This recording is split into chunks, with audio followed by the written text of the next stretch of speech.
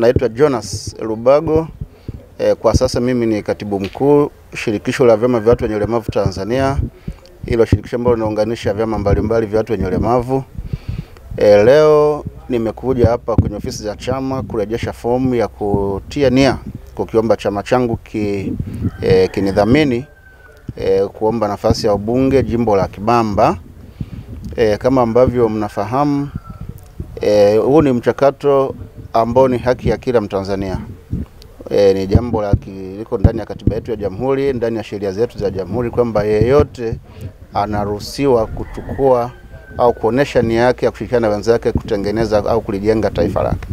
Na mimi kwa kutimiza wajibu wangu huo kama raia, leo nimerudisha fomu na inshallah kama chama kitanidhamini, basi lazima tutashirikiana na watakao kuwepo wengine kuzingatia ilani ya chama chetu, kutekeleza vipaumbele ambavyo vitakuwa vimeandaliwa kwa eneo letu, lakini mkoa mzima na nchi kwa ujumla wake.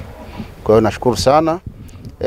Kikubwa mimi kama mtu natoka kwenye makundi maalum, ni kitu ambacho si mara nyingi makundi yetu kujitokeza.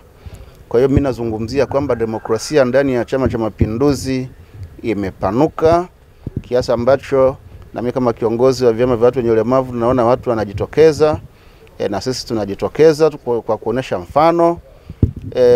Ni kuomba wanaohusika wote kuona kwamba kila anayejitokeza basi anapata nafasi inayostahili, na mwisho wa siku kila mtu apate nafasi ya kufanya kwa mujibu wa uwezo aliyojaliwa na Mwenyezi Mungu kuleta maendeleo katika eneo lake, katika jimbo lake, katika taifa lake.